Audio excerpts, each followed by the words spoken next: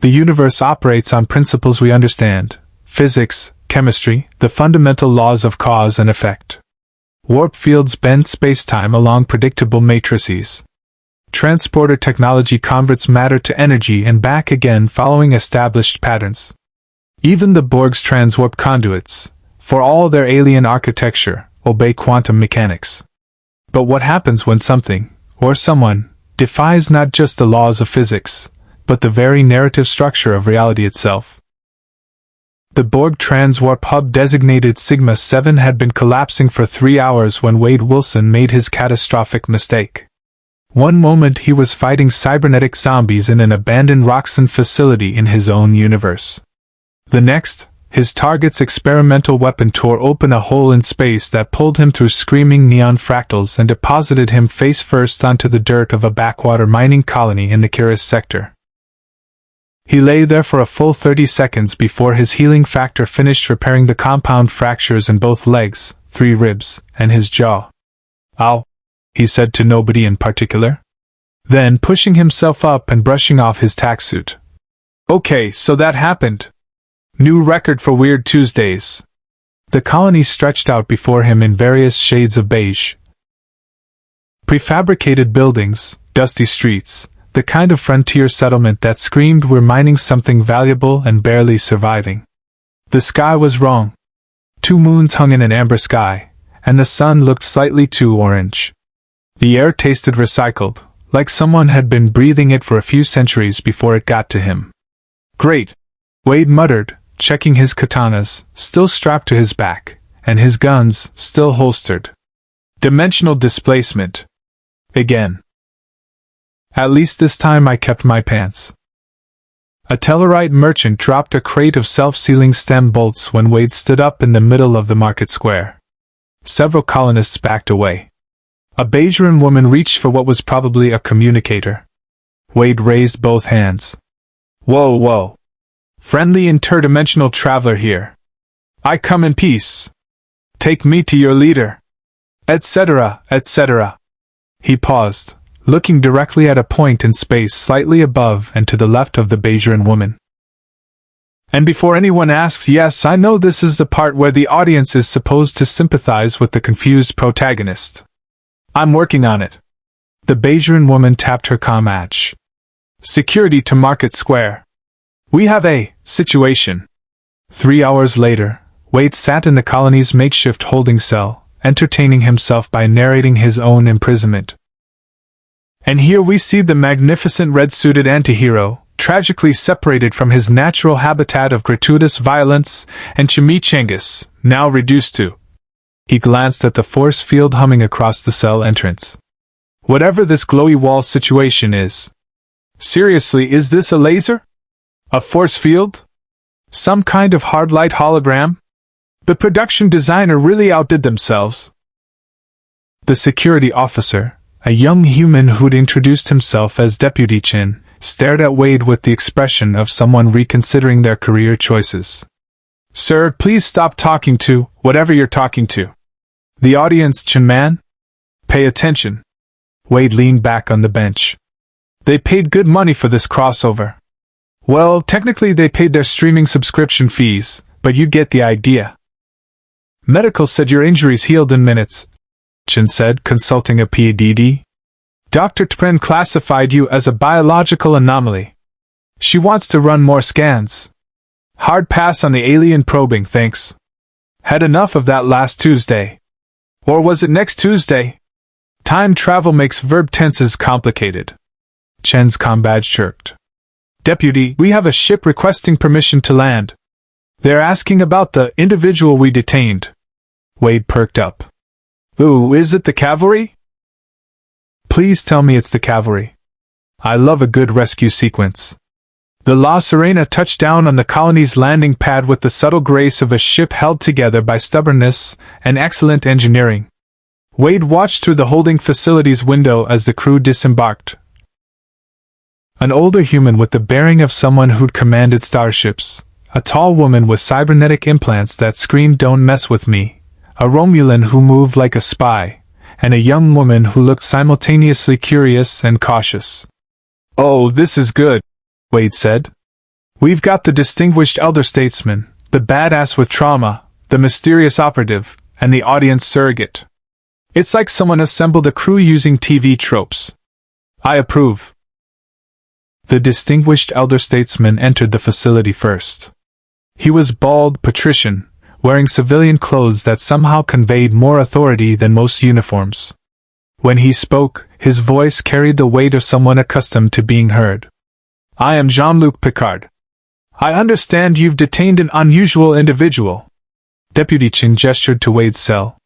Sir, he appeared in the market square 3 hours ago.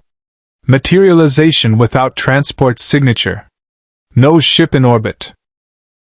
And he won't stop talking to nothing. Picard approached the force field, studying Wade with the analytical gaze of a career officer. Wade studied him right back.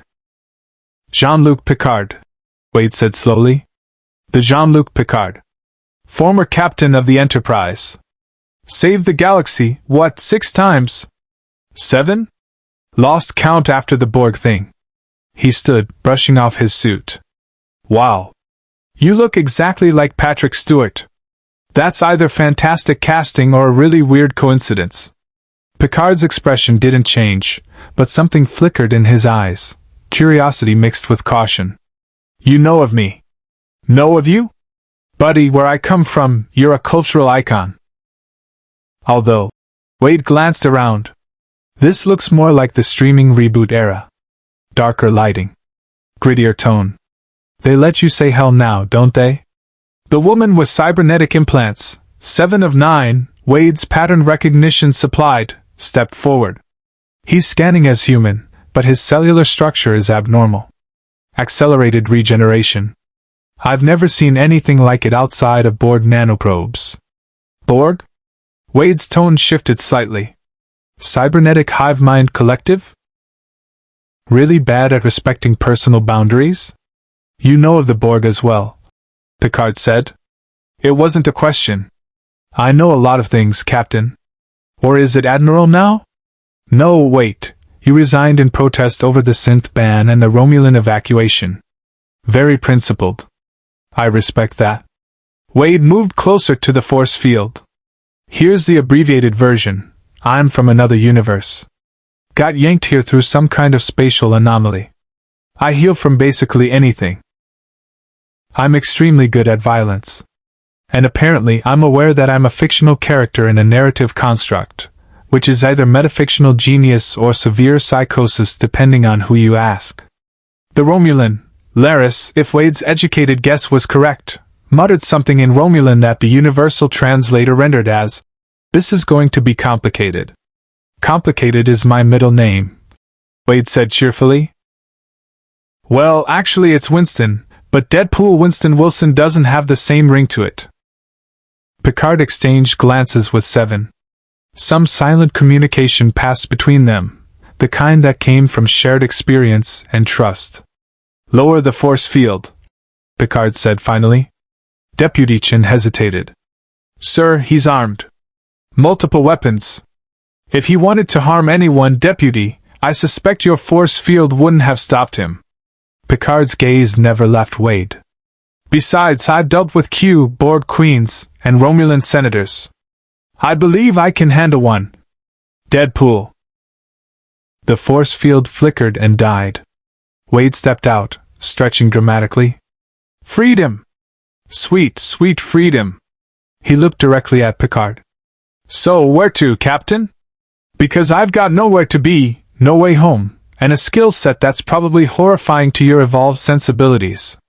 But hey, he gestured to the amber sky outside. The future's looking pretty weird anyway. Might as well stick together.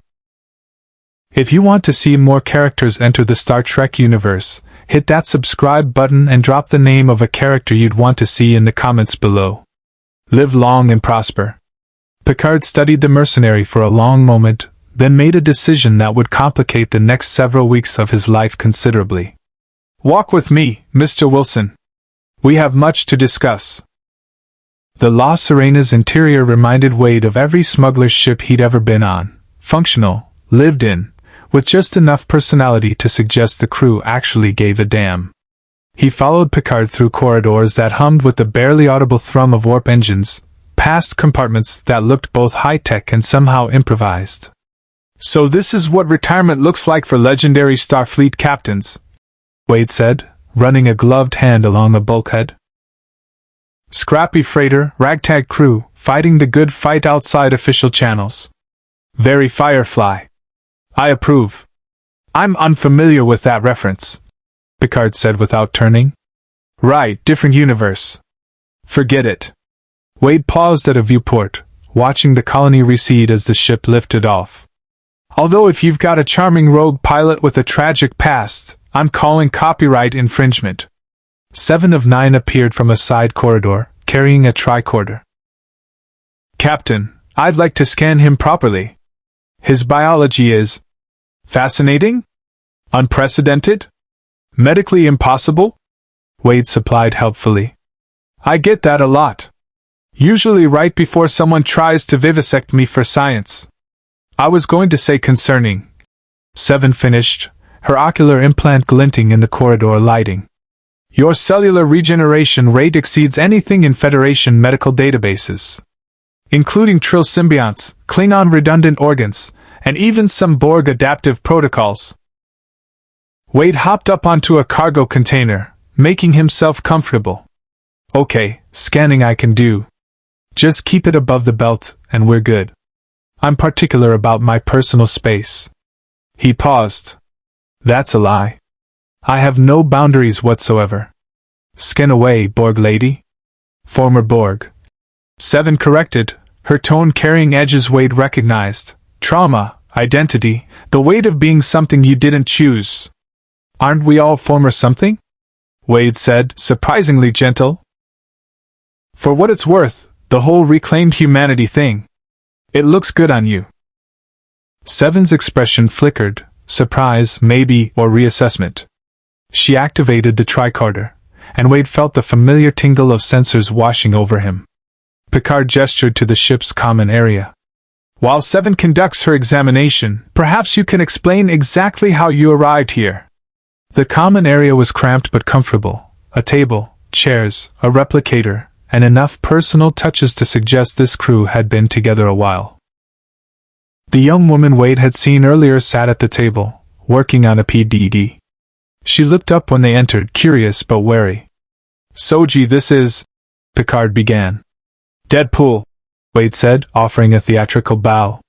"Mercenary, occasional hero, full-time disaster.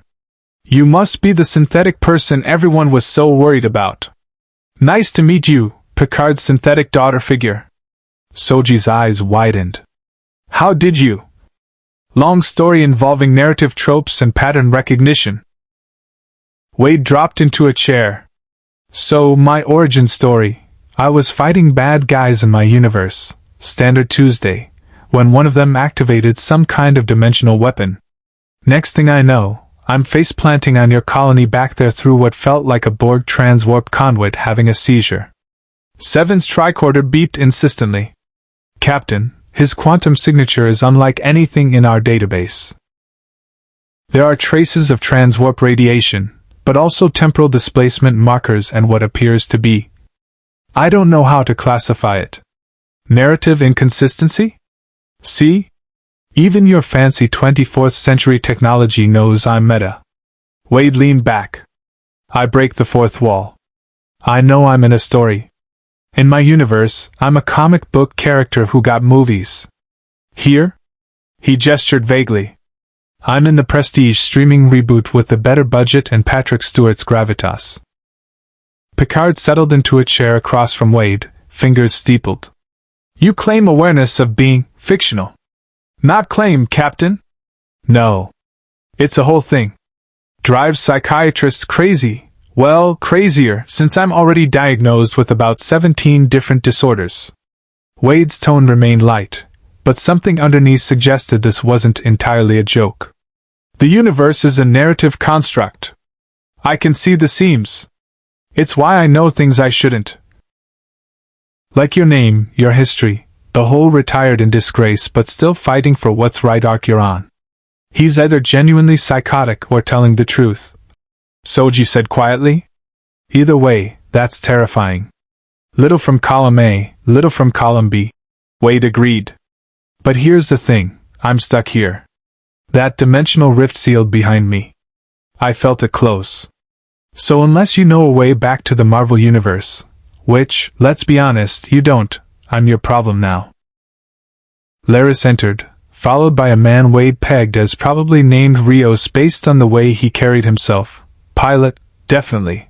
With that specific brand of seen too much exhaustion. We've got a problem, Laris announced. Romulan scout ship just dropped out of warp. They're hailing us. Rios moved to a console. They're transmitting Tal Shiar identification codes.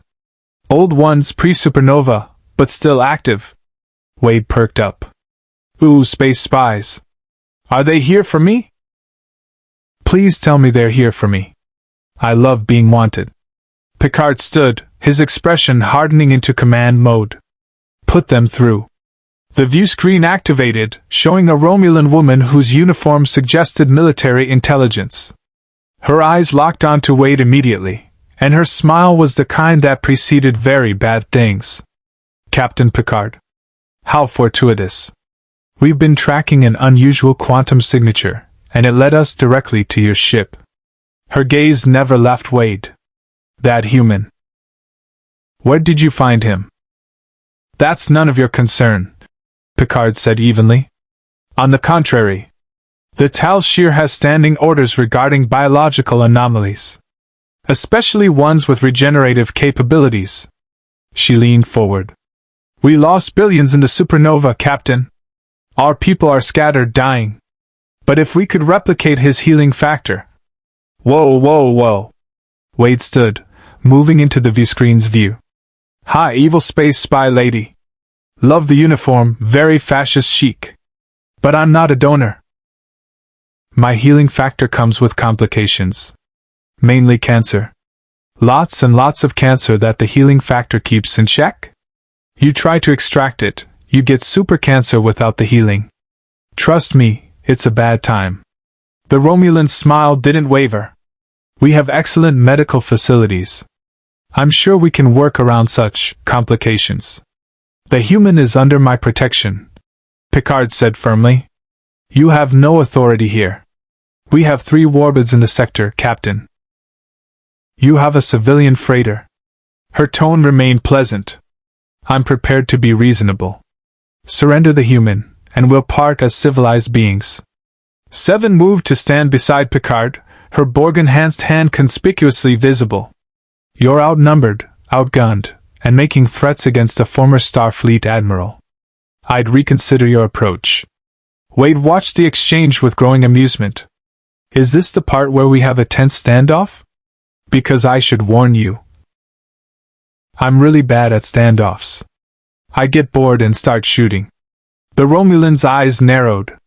You have 6 hours to reconsider, Captain Picard. After that, we stop being civilized. The transmission cut. Rios looked up from his console. She wasn't bluffing about the warbids. Sensors are picking up 2 more decloaking at the edge of the system. Fantastic, Wade said cheerfully. I've been here 4 hours and already I'm an intergalactic incident. New personal record. He looked at Picard. So, Captain? You gonna hand me over to the evil empire that wants to vivisect me for parts, or are we doing the noble resistance thing? Picard studied Wade for a long moment, weighing options, calculating risks, probably wondering why his retirement kept attracting complications. Mr. Rios, set course for Free Cloud. Maximum warp. That's in the opposite direction, Rios pointed out. Precisely. Picard turned back to Wade. I don't hand people over to intelligence agencies. I've made that mistake before. Never again. Wade grinned behind his mask. See, this is why you're the hero, Captain. Terrible strategic thinking, but excellent moral fiber. He paused. So, what's Free Cloud? Please tell me it's a pleasure planet. I could really use a drink and some questionable entertainment. It's a neutral zone trading hub, Soji said. Lawless, dangerous, and completely unregulated. So yes, a pleasure planet. Perfect. Wade headed for the door. I'll be in whatever passes for crew quarters, reloading my guns and preparing witty one-liners for the inevitable combat sequence. As he left, he heard Seven say quietly, "Captain, are you certain about this?" Picard's response was measured but firm. "Seven, I've spent years watching the Federation abandon its principles. I won't do the same." Wade smiled to himself. Maybe this universe wasn't so bad after all. Free Cloud glittered against the darkness of space like a neon promise of bad decisions. The planet's orbital stations blazed with advertisements, holographic dancers, luxury accommodations, and various establishments offering entertainment in 17 languages. Wade pressed his face against the viewport like a kid at a candy store.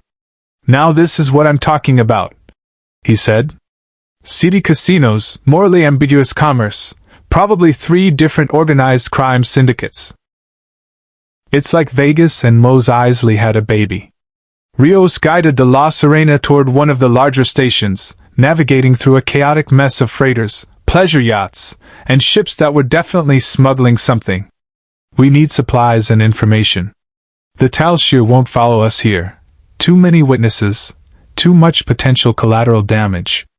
Plus all the criminal organizations who take offense to military incursions," Laris added. She changed into civilian clothes, looking less like a former spy and more like someone who knew exactly how to blend into a den of thieves. "Free Cloud has its own rules. Break them, and you won't leave." Wade checked his katanas, still sharp, and his guns, still loaded. "So what's the plan? We shopping for cloaking devices? Bribing officials? Hiring muscle?" "We're meeting a contact," Picard said, adjusting his jacket. "Someone who specializes in making problems disappear." "Ooh, mysterious." "I like it." Wade followed the crew toward the airlock. "Does this contact have a name, or are we doing the whole you'll know them when you see them thing?" Soji smiled slightly.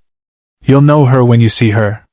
The station's main promenade was exactly as advertised, loud, crowded, and operating on the principle that if you had latinum, nobody asked questions. Ferengi bartenders served drinks to Klingon merchants. Orion traders haggled with Balian captains. A Cardassian in civilian clothes watched the crowd with the practiced eye of someone cataloging faces for future reference. Wade took it all in with obvious delight. "Okay, I take back every complaint about dimensional displacement. This is worth it." They navigated through the crowd toward a club called the Quantum Entanglement, which, based on the pulsing music and holographic advertisements, was definitely not focused on physics.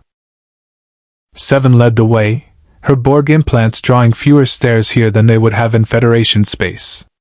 Inside, the club was a sensory assault of lights, music, and bodies moving in various states of celebration or desperation.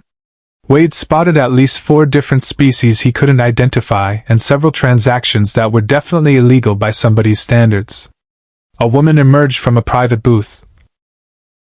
Human, dark hair, wearing an outfit that suggested she'd either just come from or was heading to somewhere requiring significant confidence. She smiled when she saw Seven. "Annika," the woman said warmly, using Seven's human name. "It's been too long." "Jazel," Seven replied, though her tone carried less warmth. "We need your help." Wade leaned towards Soji. "Friend of yours?" "It's complicated," Soji whispered back. Jazel's eyes swept over the group, landing on Wade with obvious interest. "And who's your colorful friend? I don't recognize the species. Some kind of augmented human?" "Something like that," Wade said, offering a small bow. "Deadpool at your service. Interdimensional refugee, professional problem solver, and current target of Romulan intelligence. Pleased to meet you, morally ambiguous information broker." Jazel laughed, a genuine sound that didn't quite reach her eyes. "I like him. Come, let's talk somewhere private." They followed her to a back room shielded from the club's chaos. The moment the door sealed, Jazel's demeanor shifted from friendly to business. The Tal Shiar have put out feelers about a human with unusual regenerative abilities, she said, pouring herself a drink from a decanter that probably cost more than most ships. Word is they're offering significant compensation for information. And you're telling us this because... Picard asked. Because I prefer long-term relationships to short-term profits. Jazel settled into a chair. Besides, Seven and I have history. I wouldn't sell out her friends. A pause. At least not cheaply. Comforting, Wade muttered. He'd met people like Jazel before, useful allies until they weren't. So what do you want in exchange for your discretion and assistance? Jazel smiled. Information. Your biology is clearly valuable. I want to know why. Wade glanced at Picard, who gave a subtle nod. Fine. Reader's Digest version. I've got a healing factor that makes me effectively immortal. Side effects include looking like a testicle with teeth, constant pain, and questionable mental stability. The Romulans want to weaponize it for their survival programs. I'd rather they didn't. And you can't simply leave Free Cloud because we need transport off-world that won't show up on Tal Shiar sensors, Picard said. And we need it discreetly. Jazel considered this, swirling her drink. I can arrange transport. But I want something more valuable than latinum. Here it comes, Wade said. The complication. There's always a complication. There's a Fenris Ranger operating in this sector. Jazel continued.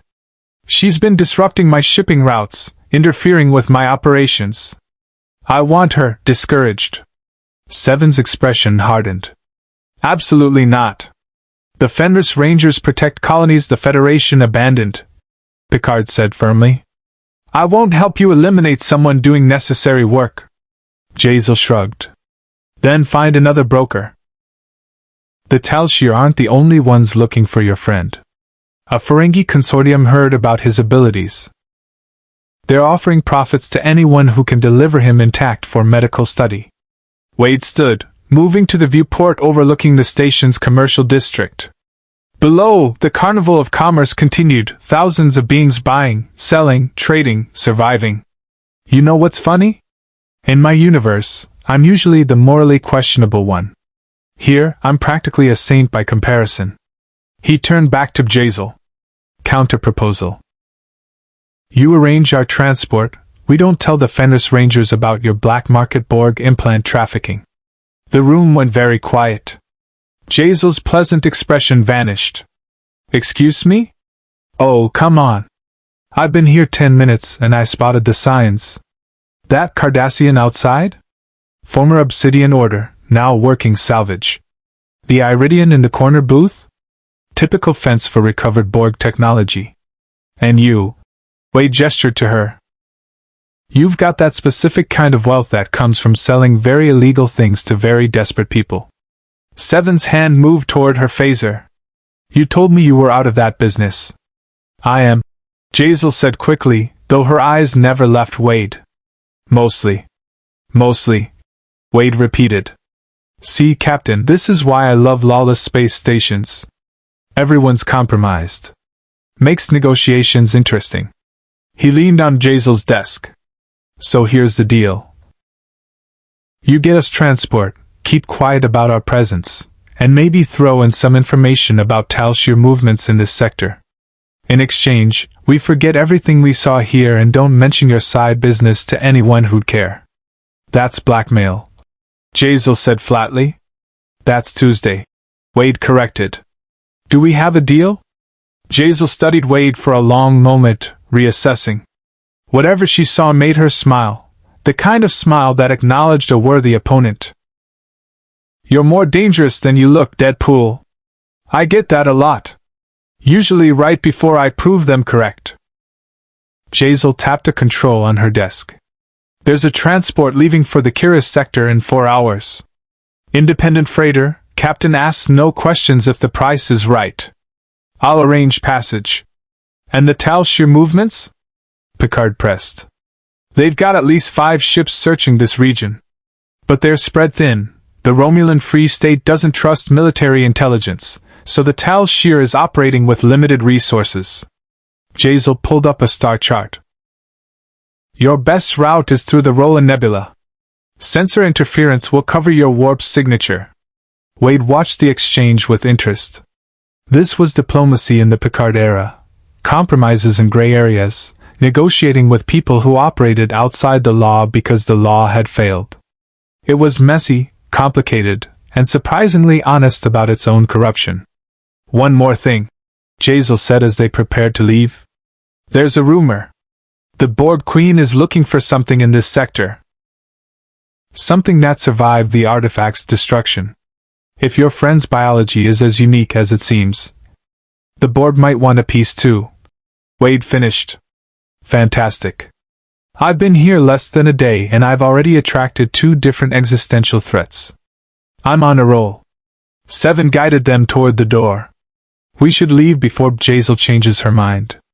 As they made their way back through the club, Wade couldn't help but notice the looks they attracted. Curiosity, calculation, threat assessment.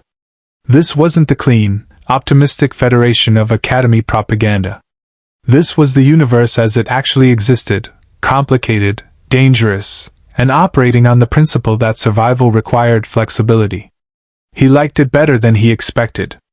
Outside, Rios was waiting near the docking port, looking tense. We've got a problem. Another one? Picard asked.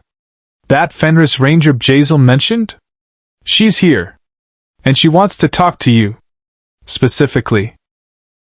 Rios looked at Wade. To him. A figure emerged from the shadows, humanoid armed, wearing the practical gear of someone who lived on the edge of civilization. When she stepped into the light, Wade recognized the distinctive ridges. Klingon Fenris Ranger, he said appreciatively. Now that's a career path. Warrior culture meets frontier justice. I respect it. The Klingon studied Wade with the kind of intensity that came from a lifetime of combat. You're the one the Tal Shiar wants. The human with the gift of endless life. Gift is a strong word, Wade said. Curse is more accurate. But yeah, that's me. You here to collect? The Klingon smiled, sharp and genuinely amused. No. I'm here to offer you a job. The Klingon Fenris Ranger introduced herself as Kvanna, and she had the kind of presence that suggested crossing her would be a spectacularly bad idea. She led them to a quieter section of the station, a cargo bay that had been converted into a makeshift operations center. Maps of the surrounding sectors covered one wall, marked with notes in Klingon and Federation standard. The Fenris Rangers protect colonies the Federation abandoned, Kvanna said, her voice carrying the rough edges of someone who'd seen too much.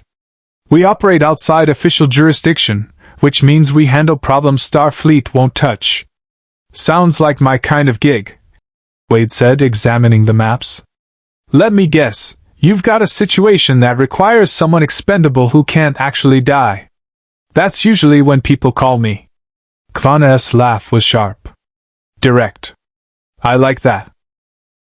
She pulled up a holographic display showing a remote colony on a harsh-looking planet. Corva 2. Mining colony, 300 settlers. 2 weeks ago, they stopped responding to hails. When my partner investigated, she found everyone alive but changed. Changed how? Picard asked, his command instincts taking over. Docile. Compliant. Working the mines without rest, without complaint. No violence, no coercion we could detect. Just 300 people who suddenly forgot they had free will. Kvanna's expression darkened. We pulled medical scans. There's something in their nervous systems. Organic tech, not Borg. Not anything in Federation databases. Soji leaned forward, studying the data. This looks like neural interfacing. Similar to what the Tal Shiar used in their intelligence programs. The Tal Shiar? Seven's tone went cold. You think they're experimenting on colonists? I think someone is using abandoned colonies as test subjects, Kvanna said. And I think whoever's behind it has resources, technology, and zero ethics. She looked at Wade. That's where you come in. Wade tilted his head. You want me to infiltrate the colony, get infected with the mind control tech, and let my healing factor fight it off while you study the process. Exactly. Huh. Wade considered this. That's actually a pretty solid plan. Ethically questionable, medically dangerous, and likely to result in significant trauma. I'm in. Absolutely not, Picard said firmly. We don't know what this technology will do to you. Your healing factor might not be able to counter it. Or it might, Wade countered. Look, Captain, I appreciate the fatherly concern, but this is literally what I do. I'm the guy you throw at impossible problems because I can't stay dead long enough for it to matter. He turned to Kvanna. What's the catch? The catch is that once you're infected, we need to extract you and the colonists before whoever's running this operation realizes we're onto them. Kvanna brought up tactical maps. The colony's remote, but there's a ship in orbit. Unmarked, running stealth systems. If they detect our approach, they'll either destroy the evidence or disappear. Rios studied the maps with a pilot's eye. That's a tight extraction window. We'd need perfect coordination. And trust. Seven added, looking at Kvanna. The Fenris Rangers aren't exactly known for playing well with others. We work with who we can trust. Kvanna shot back. Right now, that's not Starfleet. But Picard? She nodded toward him. You walked away when they betrayed their principles. That means something. Picard met her gaze evenly. If we do this, we do it my way. No unnecessary risks. No civilian casualties. And we prioritize saving the colonists over capturing whoever's responsible. Agreed. Kvanna extended her hand. For what it's worth, I'm glad you're involved. This universe needs more people who remember what Starfleet was supposed to be. Wade watched the exchange with interest. This was the Picard era in microcosm, idealists working outside broken systems, forming alliances based on shared values rather than official authority. It was messier than the Federation's golden age, but it was also more honest. So when do we leave? Wade asked. 4 hours, Kvanna said. My ship's docked 2 levels down. We'll coordinate with La Serena for the extraction. Perfect. That gives me time to prepare my inevitable descent into mind control horror. Wade headed for the door, then paused. Quick question. If this goes wrong and I end up permanently mind controlled, do I get a say in what I'm forced to do? Because I have very specific opinions about manual labor. Kvanna stared at him. You're serious about this? About the manual labor or the mind control? Both. Deadly serious about one, joking to cope with trauma about the other. I'll let you figure out which is which. Wade left before anyone could object further. 2 hours later, Wade sat in La Serena's common area, methodically checking his equipment. Soji watched from across the table, her expression thoughtful. You don't have to do this, she said quietly. Sure I do. It's what I'm good at. Wade didn't look up from his weapons inspection. Besides, those colonists didn't ask to be someone's lab rats. If I can help, I should. That's surprisingly noble. Don't spread it around. Ruins my reputation. Wade finally met her eyes. You're worried I won't come back myself. That whatever's in their heads will override my healing factor. Soji nodded slowly. Your biology is unique, but we don't know if it extends to neural manipulation. If your mind is compromised, then I'll heal from that too. Eventually. Wade's tone was light, but something underneath suggested he'd considered this possibility. Look, Soji, I've been through worse. I've had my mind, body, and soul torn apart more times than I can count. I always come back.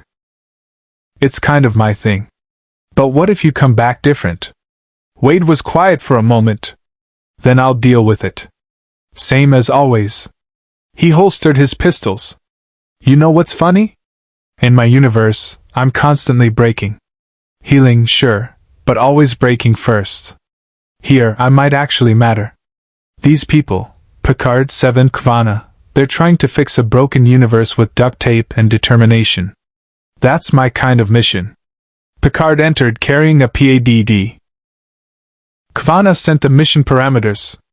The colony's main settlement is concentrated around the mining facilities. We'll need to. He stopped, noticing Wade's preparations. You're certain about this? As certain as I get about anything, which admittedly isn't saying much. Wade stood, stretching. But yeah, I'm in. Those colonists need help, and I'm the only one stupid enough to volunteer for brain hacking duty. You're not stupid, Picard said firmly. Reckless, perhaps. Unconventional, certainly. But not stupid. He set down the PADD. In my experience, the people willing to take personal risks for strangers are often the most principled, even if they deny it. Wade laughed. Captain, you're going to make me blush under this mask. Stop being inspirational. It's weird. Seven appeared in the doorway. We're approaching the rendezvous coordinates. Kvanna's ship is already there. The view screen showed Kvanna's vessel. A modified bird of prey, smaller than military models but bristling with weapons and sensor equipment. A true Fenris Rangers ship, functional, dangerous, and operating on the assumption that official help wasn't coming. Mr. Rios, hail them, Picard ordered. Kvanna's face appeared on screen. Ready when you are, Picard. The colony's still dark, no communications, no distress signals. But that ship in orbit is still there. We'll need to be quick. Understood. Picard looked at Wade. Last chance to reconsider. Wade grabbed his katanas, checking the straps. Captain, I've faced cosmic entities, killer robots, and my own mortality about 1,000 times. I think I can handle some mind control tech. He headed for the transporter room, calling back over his shoulder. Besides, what's the worst that could happen? Soji muttered. Why would he say that? Because he's either very brave or very broken, Seven said quietly. Possibly both. In the transporter room, Wade stood on the pad while Rios worked the controls. Kvanna had beamed over, her disruptor at her side and her expression all business. The plan is simple, she said. We beam you to the colony outskirts. You make contact with the workers. Whatever's controlling them should attempt to integrate you into their network. Your job is to resist long enough for us to track the signal back to its source. And if I can't resist? Then we extract you by force and try something else. Kvanna's smile was grim. Try not to make us shoot you. It's bad for morale. No promises.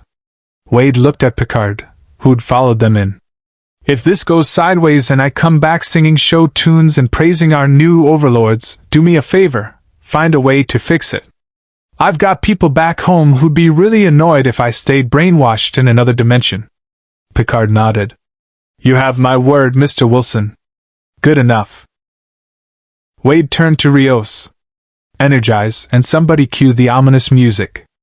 The transporter beam took him, and the last thing he saw was Picard's expression, concern mixed with the weight of command, sending someone into danger while hoping they'd come back whole.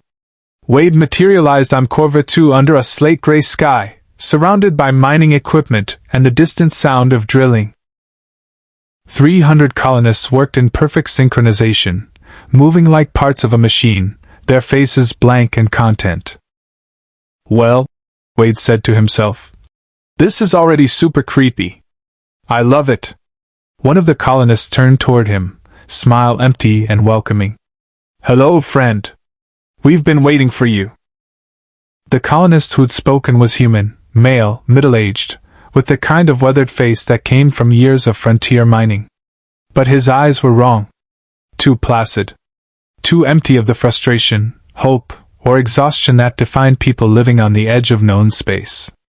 Waiting for me specifically, or just waiting in the general we welcome all visitors to our creepy cult colony sense? Wade asked, hand drifting toward his katana. All are welcome, the colonist said, his voice carrying that peculiar flatness of someone reciting rather than speaking.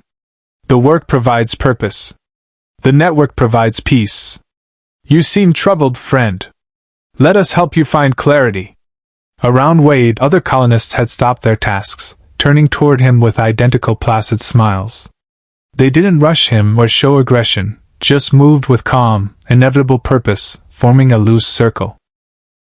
"See, this is where I'd normally start shooting," Wade said conversationally, backing toward a mining hauler for cover. "But Captain Picard would be very disappointed if I started with violence. So let's try diplomacy first." He raised his hands. "I'm just a lost traveler looking for directions. No need for the whole join us in eternal servitude pitch. You're in pain," a Tellarite woman said, tilting her head. "We can sense it. Physical, mental, spiritual. The network can take it away." Wade paused. "Okay, that's actually tempting. But I'm gonna pass, thanks. The pain's kind of part of my charm." The colonists took another step closer. Wade's communicator crackled, Kvana's voice tense. "Deadpool, we're reading energy signatures converging on your position. What's happening down there?" "Meet and greet with the locals," Wade replied, watching the colonists move in synchronized patterns. "They're very friendly. Little too friendly. Definitely getting hive mind vibes." On the La Serena's bridge, Picard monitored the situation with growing concern. Seven worked her console, analyzing the sensor data.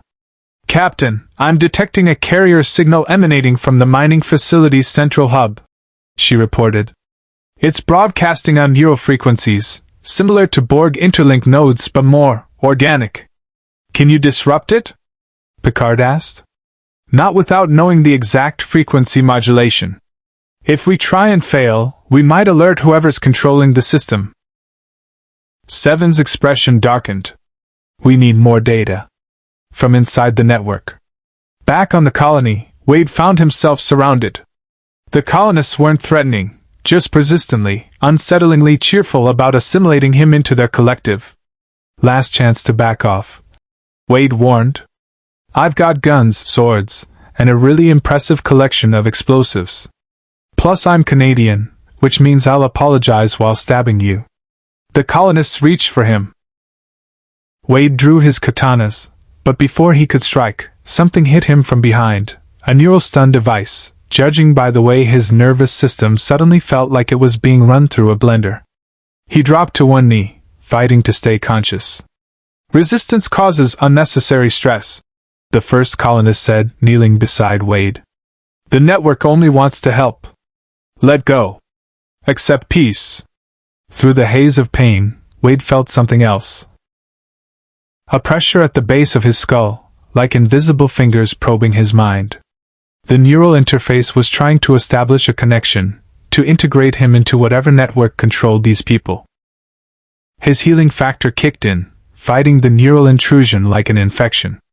But this wasn't physical damage, it was code, programming, something his regenerative abilities couldn't simply cut out and replace. "Deadpool, your vitals are spiking." Kvana's voice sounded distant. "We're seeing neural activity off the charts." "Yeah," Wade managed through gritted teeth. "They're trying to install software into my brain, really not enjoying this." The pressure increased. Wade felt the network's touch, thousands of minds, all linked, all content, all working towards some unseen purpose. It promised relief from pain, from doubt, from the constant chaos of his fractured psyche. For a moment, just a moment, Wade almost let it in. Then he remembered Picard's words. The people willing to take personal risks for strangers are often the most principled.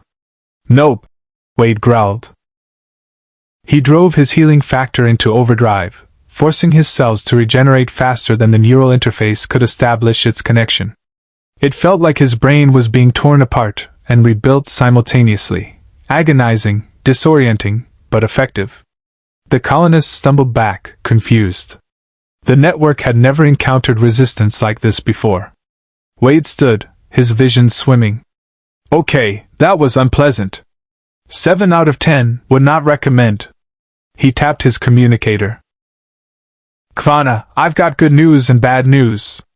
Good news, my healing factor can resist the mind control. Bad news, it really hurts. Also, they're definitely going to try again."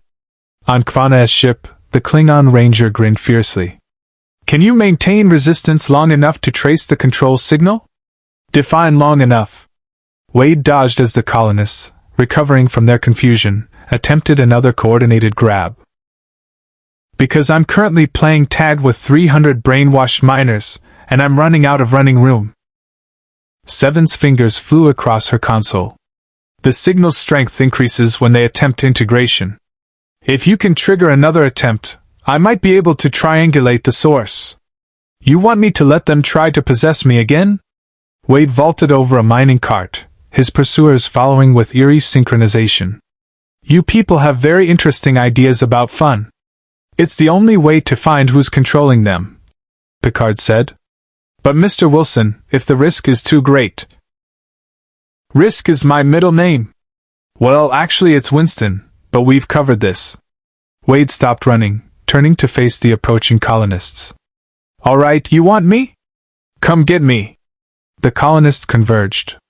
Wade felt the neuropressure again, stronger this time, the network adapting, trying different approaches to breach his mental defenses. His healing factor screamed in protest as it fought the intrusion. But this time, Wade paid attention. He felt the signal's direction, sensed where the commands originated. Through the pain, he could almost see the network's architecture, nodes and connections, all leading back to a central hub. Got it, Seven announced. The signal's coming from the orbital ship. They're broadcasting through a relay in the mining facility, but the source is definitely off-world. Kvanna was already moving. Picard, we need to take that ship intact. If we destroy it, we lose any chance of freeing the colonists. Agreed. Picard's command voice cut through the tension. Mr. Rios, plot an intercept course. 7. Prepare boarding parties. Kvanna, your ship takes point. Wade, still fighting the neural assault, managed to gasp out. Little busy down here. Could use an extraction before my brain melts. Transporter lock acquired. Rios reported. Stand by. The colonists grabbed Wade, holding him down as the network made one final, desperate attempt to integrate him. For a terrible second, Wade felt his resistance waver. The network was learning, adapting, finding weaknesses in his mental architecture. Then the transporter beam caught him, yanking him away just as the neural pressure threatened to overwhelm his healing factor's defenses. He materialized on La Serena's transporter pad, collapsing immediately. Blood trickled from his nose, his ears. Soji rushed forward with a medical kit. Are you okay? She asked. Define okay, Wade mumbled, his healing factor already working to repair the neural damage. Because I've got a splitting headache, I can still feel the network trying to connect, and I'm pretty sure I just experienced what it's like to be a Borg drone without the cool cybernetics. Picard entered the transporter room. What did you learn? Wade sat up slowly, wincing. The network isn't just controlling them, it's rewriting their neural pathways. Making them want to serve. It's insidious, Captain. Worse than physical slavery because the victims don't even know they're victims. He looked up at Picard. Whoever designed this is a special kind of evil. Then we'll stop them, Picard said firmly. Mr. Wilson, you've done your part. Rest. Rest? Wade laughed, though it sounded pained. Captain, I just had someone try to hack my brain. I'm invested now. Besides, he stood, steadying himself against the transporter console. I want to meet whoever thought enslaving innocent colonists was a good business model. We're going to have words. Possibly involving my katanas. The ship shuddered as Kvanna's bird of prey engaged the orbital vessel. On the view screen, the unmarked ship tried to flee, but Kvanna's superior piloting cut off its escape routes. They're hailing, Rios reported. Audio only. The voice that came through was synthetic, modulated to hide identity. This is a private research operation sanctioned by legitimate commercial interests. Your interference constitutes piracy. This is Jean-Luc Picard. Your research involves the enslavement of Federation citizens. Stand down and prepare to be boarded, or we will disable your vessel by force. A pause. Then, the Tal Shiar wants that human you're harboring. Deliver him, and we'll discuss terms. Wade moved to the view screen, still unsteady but furious. Let me guess, you're selling mind control tech to the highest bidder, and the Tal Shiar's interested in combining it with my healing factor. Create an army of immortal, obedient soldiers. Another pause. You're more perceptive than expected. I'm also more armed than expected. Wade shot back. Here's my counteroffer. Surrender now, or I personally board your ship and introduce you to the concept of consequences. The transmission cut. The orbital ship's weapons powered up. They've made their choice, Kvanna said grimly. Engaging. The orbital ship's first volley screamed past La Serena's hull, close enough to rattle the deck plating. Kvanna's bird of prey returned fire, disruptor beams carving into the enemy's shields with practiced precision. Evasive maneuvers, Picard ordered, gripping the console as Rios threw the ship into a hard bank. Target their weapon systems only. We need that ship intact. Wade braced himself against the wall, his healing factor still repairing the neural damage from his encounter with the network. I don't suppose this ship has boarding pods? Or a really aggressive transporter? We're a civilian freighter, Rios called back, hands dancing across the helm controls. We've got shields, phasers, and my considerable piloting skills. That's it. Kvanna's voice crackled over the comm. Their shields are military grade. Romulan design, but modified. Someone's been shopping black market tech. 7 analyzed the enemy ship from her station. I'm detecting multiple neural relay nodes throughout their vessel. The central control system must be heavily shielded. I can't get a transporter locked through their defenses. Then we do it the old-fashioned way, Wade said, checking his weapons. Get me close enough to board. I'll disable their shields from the inside. Picard turned sharply. You can barely stand. You're in no condition for a boarding action. I'm in perfect condition for a boarding action. Little dizzy, sure, but that's my baseline. Wade holstered his pistols. Besides, they specifically mentioned wanting me. Let's give them what they want, just not the way they expect. Soji stepped forward. He's right, Captain. If Wade boards their ship, they'll be focused on capturing him. That gives us an opening. I don't like using people as bait, Picard said firmly. Good thing I'm volunteering then. Wade moved toward the transporter room. Kvanna, think you can knock down a section of their shields long enough for transport? The Klingon's laugh was sharp with battle joy. Watch me. Kvanna's ship dove toward the enemy vessel, weapons blazing. The orbital ship pivoted to track her, shields flickering under concentrated fire. In that moment of distraction, La Serena's phasers lanced out, striking the exact shield generator Kvanna had weakened. A gap opened in the defensive grid, small, temporary, but enough. Now! 7 commanded. The transporter beam caught Wade mid-stride. He materialized in what looked like a cargo bay, industrial, sterile, lined with equipment that looked disturbingly medical. Before he could orient himself, armed security rushed in, 4 operatives in tactical armor, weapons drawn. Hands up!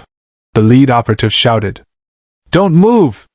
Wade raised his hands slowly. You know, in most universes, when people point guns at me, they at least buy me dinner first. Where are we on the whole dinner situation? The operatives didn't lower their weapons. One spoke into a comm device. We have the target. Moving to containment. They escorted Wade through corridors that reminded him uncomfortably of laboratory facilities he'd been imprisoned in before, all sterile surfaces and observation windows. Through one window, he glimpsed rows of stasis pods, each containing a humanoid figure wired to neural interface equipment. Test subjects, Wade said quietly, his humor evaporating. You're testing the mind control tech on people before deploying it to the colonies. Volunteers, one of the operatives said, though his tone suggested otherwise. Right. Volunteers. Because people just line up to have their brains rewired. Wade cataloged the facility as they moved, guard positions, security stations, potential weaknesses. Let me guess, you grab people from forgotten colonies, refugees no one will miss, maybe some unlucky merchants who took the wrong shipping route. They arrived at what was clearly a medical bay, but configured more like an interrogation room. A figure waited there, humanoid but heavily augmented with cybernetic implants that reminded Wade uncomfortably of Borg technology. Not assimilated, but willingly enhanced. The figure's eyes glowed faintly with embedded displays. Wade Wilson, the figure said, voice synthesized but carrying traces of organic origin. Your reputation precedes you, though in this universe, you have no reputation at all. Fascinating. And you are? Wade asked, though he'd already assessed threat levels and escape routes.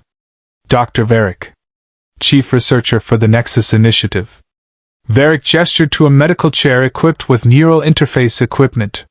Your healing factor is remarkable. Preliminary scans suggest it operates at a cellular level beyond anything achieved through conventional augmentation.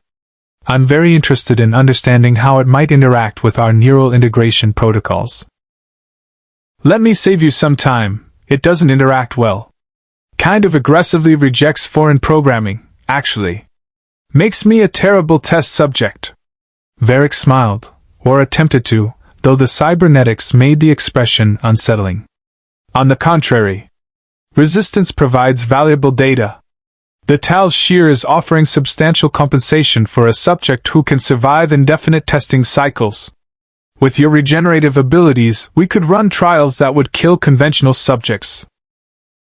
Yeah, see, that's super unethical and also not happening. Wade glanced at the armed guards. Also, my friends are probably about 30 seconds from breaching your hull, so you might want to reconsider this whole evil scientist routine. As if on cue, the ship shuddered. Alarm klaxons blared. Varric's expression didn't change. Your friends will find our defenses quite adequate. And you, he nodded to the guards, will provide us with extremely valuable data, willing or not. The guards moved to force Wade into the chair. He went along initially, letting them think he was cooperating, cataloging the room's contents. Medical equipment, neural interface cables, a central computer terminal, and most importantly, a ventilation shaft partially concealed behind a diagnostic panel. The moment the first restraint clicked around his wrist, Wade's elbow snapped back, catching one guard in the throat. His other hand grabbed a second guard's weapon, redirecting it into the third guard's shoulder. The fourth guard managed to fire, a stun blast that would have dropped most people. Wade's healing factor absorbed the shock, burning through the paralysis in seconds. He was moving before the guard could fire again, katana drawn, slicing through the weapon and then the restraints. See, this is why you always underestimate the crazy guy, Wade said, backing toward the ventilation shaft. We're really good at sudden violence. Varric activated a control on his cybernetic arm. The door sealed. Additional security began cutting through. You're trapped, Mr. Wilson. My facility has 20 armed personnel. You have 2 swords and misplaced confidence. I also have a communicator and really motivated friends. Wade tapped his comm badge. 7, please tell me you've been tracking my position. 7's voice came through clearly. Locked in tracking. But Wade, there are neural dampening fields throughout that ship. We can't transport you out. Don't need extraction. Need you to hit their central computer core. Should be. Wade checked the schematics he'd memorized from the corridors. 3 decks down, aft section. On La Serena's bridge, Picard made a decision. Kvanna, concentrate fire on their central systems. 7, the moment their defenses weaken, I want a transport lock on those stasis pods. We're getting those prisoners out. Kvanna's bird of prey unleashed a barrage that would have made her Klingon ancestors proud. The orbital ship's shields buckled under sustained fire. Inside, the lights flickered. Varric's confident expression cracked slightly. Impossible. Our shields should hold. Your shields are Romulan surplus running on jury-rigged power systems. Wade interrupted. My ex-Borg friend recognized the configuration. They're strong but inefficient. Sustained fire drains them fast. He moved toward the ventilation shaft. Last chance, document surrender now, or I introduce you to the concept of consequences. Varric's cybernetic hand morphed, revealing an integrated weapon. I think not. The weapon fired, a neural disruptor, designed to overload nervous systems. Wade dodged, but the blast clipped his shoulder, sending cascading pain through his neural pathways. His healing factor fought the disruption, but Varric was already firing again. Your regeneration is impressive, Varric said clinically. But neural damage takes longer to repair than tissue damage. Eventually, you'll slow down enough for containment. Wade rolled behind the medical chair, using it for cover. You know what's funny? You're absolutely right. Neural damage is my weakness. He pulled a grenade from his tactical belt, something he'd grabbed from La Serena's armory. Good thing I brought explosives. He threw the grenade not at Varric, but at the central computer terminal. Varric's eyes widened. No! The explosion tore through the terminal and the neural relay nodes connected to it. The ship's entire mind control network collapsed instantly. On Corva 2 below, 300 colonists suddenly stopped working, confusion replacing their placid expressions as the network's influence vanished.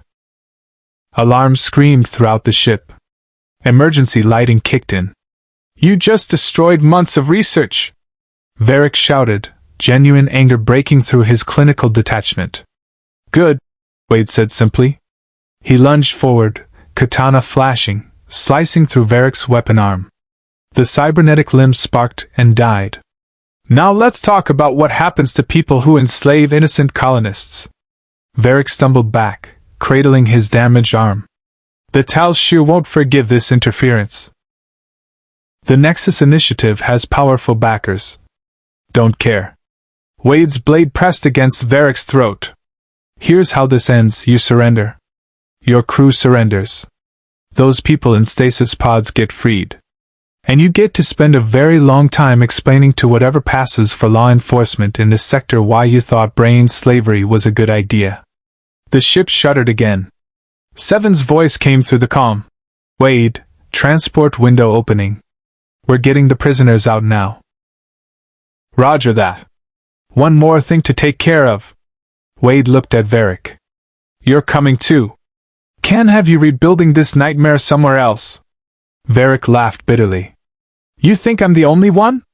The Nexus Initiative has facilities throughout the sector. The Tal Shiar, the Orion Syndicate, even some Federation officials, they all want this technology. Stopping me changes nothing.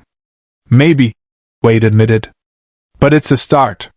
The transporter beam caught them both. Wade and Varric materialized on La Serena's transporter pads simultaneously. Security, Laris and another crew member, immediately moved to restrain the cybernetically enhanced scientist. Varric didn't resist, though his expression remained coldly defiant.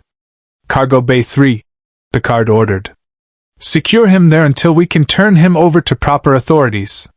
What proper authorities? Varric asked as they led him away. The Federation abandoned these sectors. Starfleet doesn't care what happens out here.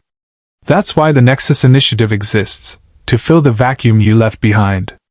The words hung in the air even after Varric disappeared down the corridor.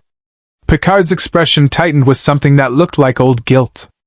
Wade stepped off the pad, still healing from the neural disruptor damage. He's not entirely wrong, is he? About the Federation abandoning people. No, Picard admitted quietly. He's not. The bridge was organized chaos. Rios coordinated with Kvana's ship to secure the orbital facility. 7 monitored the rescued prisoners, 43 individuals in various states of neural manipulation, all being stabilized in La Serena's sickbay and cargo areas. Soji looked up from her console. Captain, we've got a problem. The colonists on Corva 2 are free from the network's control, but they're experiencing severe disorientation. Without the neural interface, many are experiencing psychological shock. Can we transport them up? Picard asked. We don't have the capacity, Rios said.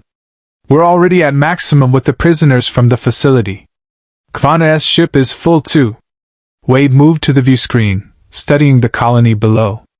300 people suddenly freed from mind control, confused and potentially traumatized. They'll need medical attention. Psychological support. Probably weeks of recovery. Which we can't provide, Seven said grimly. And Starfleet won't send aid ships this far out. Not anymore. The communicator crackled. Kvana's voice carried bitter acknowledgement of reality. This is the problem with fighting in abandoned space, Picard. We can win battles but lack resources for what comes after. Picard stood silently, the weight of command evident in his posture. This was the Picard era's central tragedy. Idealists trying to fix a broken universe with insufficient tools and no official support. Wade watched the captain think, recognizing the calculation. Limited ships. Limited supplies. 300 people who needed help. 43 prisoners requiring medical attention. And somewhere out there, other Nexus Initiative facilities continuing their work. Captain, Wade said slowly, what if we made this someone else's problem? Someone with resources and a vested interest in this sector? Picard turned. Explain. The Romulan Free State. They're trying to rebuild, right? Establish legitimacy. Prove they're not just Tal Shiar remnants? Wade gestured to the colony. Here's 300 victims of illegal experimentation, plus evidence that the Tal Shiar is involved in mind control research. That's a propaganda goldmine. The Free State helps the colonists. They look like heroes instead of refugees. Seven's expression showed skepticism. You want to hand victims over to Romulans? I want to give the Free State a chance to prove they're better than the Empire that fell. Wade corrected. Plus it gets these people the help they need. Win-win. Soji leaned forward. It could work. The Free State is desperate for legitimacy. Publicly aiding Federation colonists would strengthen their political position. Picard considered this, clearly uncomfortable with the compromise. It's manipulative. It's pragmatic, Wade countered. Look, Captain, I respect your principles. Really. But out here, in this darker, messier version of your universe, sometimes the moral choice is the one that actually helps people, even if it's not perfectly clean. Kvana's voice interjected. The mercenary has a point. I'll contact Free State representatives. They have medical ships in this sector, could be here in 6 hours. Picard was quiet for a long moment.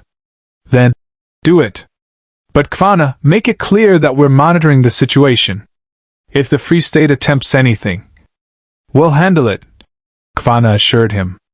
Trust me, they want legitimacy more than they want leverage. As Kvana signed off to make contact, the bridge settled into temporary calm. Wade noticed Picard's expression, that particular blend of acceptance and discomfort that came from making necessary compromises. You did the right thing, Wade said quietly. Did I? Or did I just make a deal with people I don't entirely trust because the Federation I served has abandoned its responsibilities? Picard's voice carried decades of complicated feelings. This isn't how it's supposed to work. Yeah, well, supposed to is a luxury. Wade moved toward the door. I'm going to check on the prisoners. Make sure they're stable. In the makeshift medical area, Cargo Bay 2 converted to emergency triage, Dr. Crusher would have been horrified by the improvisation, but it functioned. The rescued prisoners lay in various states of consciousness, their neural pathways slowly recovering from the Nexus Initiative's manipulations. Wade moved among them, checking vital signs with surprising competence. He'd been a subject enough times to recognize the signs of neural trauma. One prisoner, a young Bajoran woman, stirred, her eyes opening with confusion and fear. Wade knelt beside her medcot. Hey, he said gently. You're safe. You're on a ship called La Serena. The people who hurt you are in custody. Just breathe. I can't remember. Her voice broke. They were in my head. I could feel them changing me. I know. Wade's tone carried genuine empathy. I felt it too. Just for a few minutes, but I felt it. It's going to take time to feel like yourself again. That's normal. The woman focused on him, really seeing him for the first time. You stopped them? I helped. Whole team effort. Wade adjusted her blanket. What's your name? Kira. Kira Meru. She grabbed his hand suddenly. Thank you? Thank you for... Hey, no thanks necessary. Just doing what needed doing. Wade stood. Get some rest. When we get you to proper medical facilities, they'll help you recover fully. As he moved through the bay, similar scenes repeated. Gratitude from people who'd been stripped of autonomy, slowly reclaiming themselves. It was the kind of work that didn't come with glory or recognition, just the quiet satisfaction of knowing it mattered. Seven found him an hour later, still checking on patients. You're good at this. Bedside manner? Yeah, learned it from experience. Been on the patient's side enough times. Wade finished his rounds. How's our evil scientist doing? Demanding legal representation and threatening lawsuits. Seven's expression showed dark amusement. He doesn't seem to understand that rule of law is somewhat flexible in unclaimed space. Oh, he understands. He's just hoping someone with resources comes to bail him out. Wade leaned against a bulkhead. You think the Tal Shiar will try to recover him? Possibly. Varric has valuable knowledge about the neural integration protocols. But, Seven checked her PADD. Kvanna reports the Romulan Free State is extremely interested in prosecuting him publicly. Show trial, demonstrating they won't tolerate the Tal Shiar's methods. Politics. Wade shook his head. Everything's politics out here. It always was, Seven said. The Federation just pretended otherwise. She studied Wade curiously. You adapted to this universe remarkably fast. Most people would be demanding to go home. Don't get me wrong, I'd love to go home. But I'm practical. I'm stuck here, might as well make myself useful. Wade's tone shifted slightly. Besides, you people need someone willing to do the messy work. Picard's got principles that won't bend. You've got trauma that makes you cautious. The kid's still figuring out who she is. Kvanna's spread too thin. Someone needs to be the guy who gets his hands dirty so everyone else can stay clean. That's remarkably self-aware. I have my moments. Wade pushed off the bulkhead. Speaking of dirty work, we still have Varric's data on Nexus Initiative facilities. What's the plan there? Seven's expression hardened. We're analyzing it now. If what Varric said is true about multiple facilities, this is bigger than we initially thought. They returned to the bridge, where Picard studied a star chart with deep concentration. Red markers indicated suspected Nexus Initiative locations based on Varric's encrypted files. Scattered across the sector, always in forgotten corners where official oversight had dissolved. 12 facilities, Picard said without looking up. 12 locations where innocent people are being subjected to neural experimentation. And we have neither the resources nor the authority to address them all. So we prioritize, Wade suggested. Which ones are active? Which pose the most immediate threat? Soji highlighted 3 locations. These facilities show recent activity. The one on Gala 4 is near a refugee settlement. If they're recruiting volunteers from desperate populations, then that's our next target. Picard decided. Mr. Rios, once the Free State medical ships arrive and we've transferred the colonists and prisoners, set course for Gala 4. Captain, Rios said carefully. We're a civilian ship with limited weapons and a crew of 6. If we're going after facilities like this, we're going to need more resources. He's right. Kvanna's voice came through, having been monitoring the conversation. This requires a coordinated effort. The Fenris Rangers can provide ships, but we'll need intelligence, medical support, and someone to handle the legal aftermath. Wade looked at Picard. You're building a coalition. Off the books, operating outside official channels, doing the work Starfleet won't do anymore. Not won't, Picard corrected quietly. Can't. Or has decided it shouldn't. He met Wade's eyes. Welcome to how we fight now, Mr. Wilson. Improvised. Underfunded. Morally complicated. But necessary. Honestly? Wade grinned behind his mask. This is way more interesting than the shiny, optimistic Federation anyway. Let's go save some refugees. The Romulan Free State medical ships arrived exactly when promised. 2 converted warbids, their weapons pods replaced with triage facilities and humanitarian supplies. Wade watched from La Serena's viewport as they took on the rescued prisoners and coordinated with the colony below. They're actually helping, Soji observed, surprised. Shocking, right? Turns out desperate governments will do good things if it improves their image. Wade turned from the window. Cynical but effective. The transfer took 3 hours. Kvanna personally oversaw the operation, her distrust of Romulans evident in how thoroughly she verified every detail. But the Free State crews were professional, even compassionate, people genuinely trying to rebuild something better from their shattered empire's remains. As the last patient transferred, a Romulan officer approached Picard via viewscreen. Commander Tavel, her uniform carrying Free State insignia rather than the old Empire's Raptor. Captain Picard, the Senate wishes to thank you for bringing this matter to our attention. The evidence you've provided regarding Tal Shiar involvement will be used in our ongoing efforts to eliminate Imperial remnants. See that these people receive proper care, Picard said firmly. And that Dr. Varric faces justice. He will stand trial publicly. The Free State needs to demonstrate we're committed to accountability. Tavel's expression suggested genuine conviction. We're not the Empire anymore. We're trying to be better. After the transmission ended, Picard stood silently, processing. You okay, Captain? Wade asked. I spent decades viewing Romulans as adversaries. Watching them become allies, even temporarily, is disorienting. Picard managed a slight smile. But perhaps that's the point. The universe changes. We must change with it. Deep.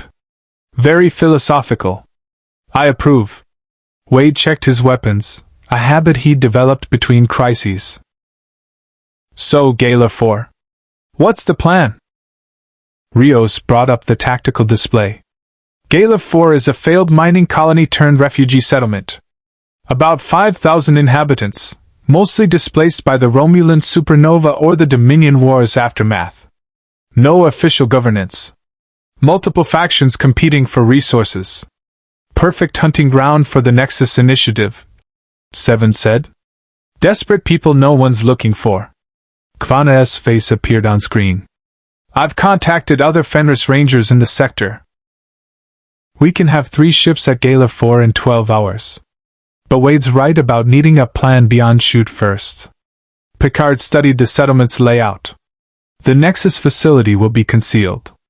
Varric's files suggest they operate through front organizations, medical clinics, job placement services, anything that gives them access to vulnerable populations. So we infiltrate, Wade suggested. Go in as refugees, identify the facility, confirm they're running the same operation, then shut them down. You're volunteering for undercover work? Soji asked skeptically. You, the guy who breaks the fourth wall and can't stop making pop culture references? Hey, I can be subtle when I want to be. I just usually don't want to be. Wade considered. But yeah, maybe I'm not the best choice for subtle infiltration. What if we split up? Picard does the diplomatic approach. Contact settlement leaders, ask questions. I do the street-level reconnaissance, talk to refugees, find out who's disappearing. And Seven and I investigate any medical facilities. Soji added. We could pose as refugees seeking treatment. Picard nodded slowly. It's risky. If the Nexus Initiative recognizes any of us, then I create a distraction. Wade finished. I'm really good at distractions. Laris entered the bridge, carrying a PADD. I'd been analyzing Varric's encrypted files. The Nexus Initiative isn't just one organization. It's a network, different cells with different leaders, all sharing technology and research. The Gala 4 facility is run by someone called the Physician. Ominous title. Wade commented. Let me guess, not actually a licensed medical professional? Former Cardassian military doctor. Specialized in interrogation techniques during the occupation of Bajorans. Laris's expression showed disgust. After the war, he went underground. Sold his expertise to whoever paid. Wade's humor vanished. War criminal turned slave trader. Great. I'm going to enjoy this one. The journey to Gala 4 took 8 hours at maximum warp. Wade spent the time studying what intelligence they had on the settlement, population demographics, known criminal organizations, the fragile balance of power that kept chaos at bay. He also noticed Picard spending considerable time in his ready room, reading something on a PADD with deep concentration. What's he reading? Wade asked Seven quietly. His own history. Logs from his time as Locutus, reports on the Borg, psychological evaluations from afterward. Seven's tone carried understanding. He does this before difficult operations. Reminds himself what he survived. What he overcame. Trauma coping mechanisms. I get it. Wade watched through the ready room window. He's lucky to have people who understand. So are you, Seven said. When Wade looked at her questioningly, she continued. You survived neural assault from the Nexus network. Lesser minds would have broken. That takes strength most people don't possess. Or I'm just too crazy to know when to quit. Perhaps both. Seven almost smiled. Either way, you're proving useful. Picard was right to give you a chance. Gala 4 appeared on the view screen, a gray, unwelcoming planet with minimal vegetation and clearly failing infrastructure. Orbital scans showed the refugee settlement clustered around the old mining facilities, using whatever shelter they could find. Kvana's voice crackled through. 3 Fenris Rangers ships in position. We're establishing a perimeter but staying out of sensor range. Picard, you're clear to approach. La Serena descended through the thin atmosphere, landing at the settlement's designated port, a stretch of cracked ferrocrete where dozens of ships sat in various states of disrepair. As the crew disembarked, Wade got his first real look at life in the Forgotten Territories. Refugees moved through makeshift streets. Bajorans, Cardassians, humans, species Wade didn't recognize. All carrying that same exhausted expression of people who'd survived too much. Makeshift shelters built from salvaged materials. Children playing in dirt streets. The smell of recycled rations and desperation. This is what the Federation abandoned, Picard said quietly, pain evident in his voice. Yeah. Wade surveyed the settlement. So let's make sure they're not also being harvested for mind control experiments. They split up as planned. Picard headed toward the settlement's administrative center, such as it was. Soji and Seven moved toward a medical clinic displaying aid organization symbols. Laris disappeared into the crowd, her spy training making her effectively invisible. Wade headed for the rougher sections, where the people who didn't trust authority congregated. He found what he was looking for in a salvage yard run by a Ferengi who looked like he'd seen better centuries. Information, Wade said, sliding latinum across the counter, currency Picard had reluctantly provided. I'm looking for people who've gone missing. Specifically, people who sought medical help and didn't come back. The Ferengi's eyes narrowed. Why do you want to know? Because I'm betting someone's using this settlement as a shopping market for test subjects, and I'd like to stop them before more people disappear. Wade leaned forward. You've noticed it too, haven't you? The pattern? The Ferengi was quiet for a moment, calculating risk versus reward. Finally, the New Dawn Clinic. Been open 6 months. Offers free medical care, job placement services. People go in healthy, come out different. Quieter. More compliant. Some don't come out at all. Where? East Sector, near the old processing plant. The Ferengi pocketed the latinum. But I never talked to you. Understand? Those people have resources. I'm just trying to survive. Understood. Wade headed toward the East Sector, tapping his communicator. Picard, I've got a lead. New Dawn Clinic East Sector. Matches the Nexus Initiative's profile. Copy, Picard replied. Soji reports the same clinic has been actively recruiting refugees for medical trials. We're converging on that location. Wade moved through the settlement streets, his tactical awareness cataloging threats, exits, and potential complications. He spotted the clinic ahead. A renovated building that looked suspiciously well-maintained compared to its surroundings. Security cameras. Armed guards trying to look like medical personnel. Then he felt it. That same neural pressure he'd experienced on Corva 2. Faint but present. The network was active here. They're broadcasting, Wade said into his calm. I can feel the network. Low level, probably to keep existing subjects compliant. Seven's voice came through tense. Wade, we've got a problem. The clinic just went into lockdown. They know we're here. Wade broke into a run. Through the clinic's windows he saw movement, guards mobilizing, civilians being herded toward a back entrance. Then the shooting started. A disruptor blast struck the ground near Wade's feet. He rolled, drawing his pistols, returning fire at the guard positions. Civilians screamed, scattering for cover. So much for subtle.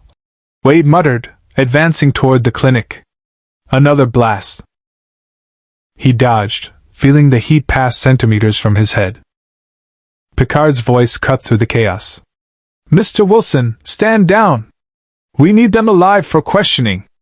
Tell them to stop shooting at me, then. Wade vaulted over a barrier, landing behind cover. More guards appeared, establishing defensive positions. This wasn't a medical clinic. This was a fortified facility. And Wade was about to assault it alone against a dozen armed hostiles. He grinned behind his mask. Just like home. Wade's katanas cleared their sheaths in a fluid motion as he charged the clinic's defensive perimeter. The guards opened fire, disruptor blasts that would have vaporized a normal person. Wade twisted through the barrage with enhanced reflexes, his healing factor already compensating for a graze that burned across his ribs. He closed the distance faster than they expected. The first guard went down with a pommel strike to the temple. Non-lethal, per Picard's orders, though Wade's instincts screamed otherwise. The second guard managed to block Wade's katana with his weapon, but couldn't stop the follow-up kick that sent him sprawling. Clinic security to all stations. A voice crackled over their comms. Intruder is enhanced. Lethal force authorized. Oh, now it's authorized, Wade muttered, ducking under a stun baton. Good to know where we stand. The clinic's main entrance sealed with reinforced doors. Wade could hear machinery inside, people being moved, evidence being destroyed. He slammed his fist against the door in frustration, then stepped back as phaser fire lanced from La Serena's position, cutting through the door's locking mechanism.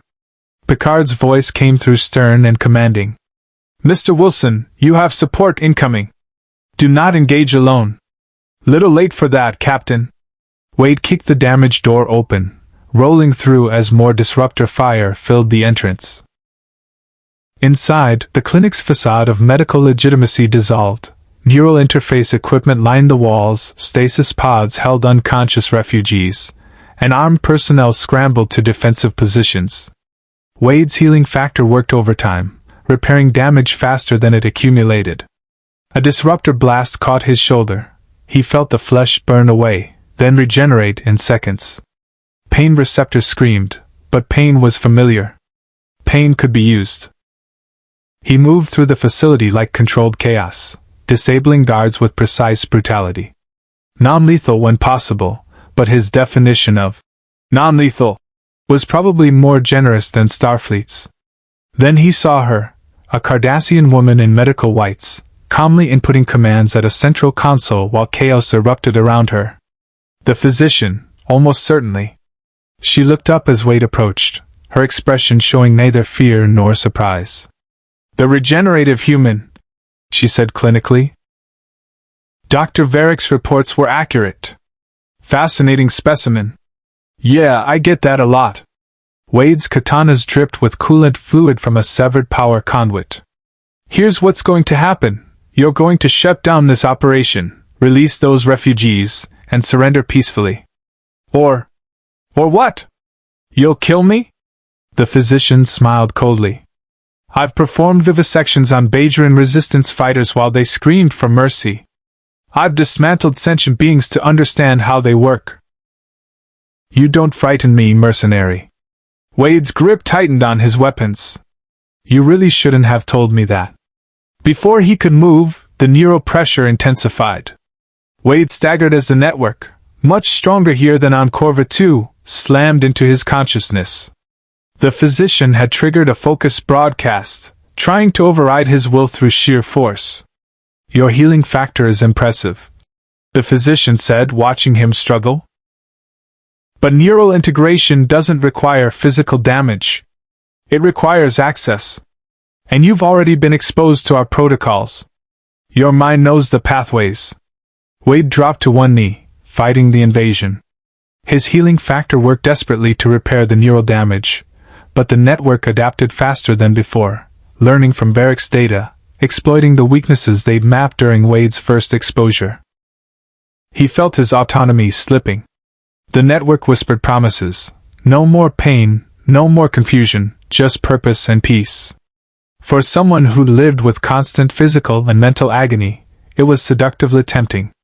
Then the clinic's wall exploded inward.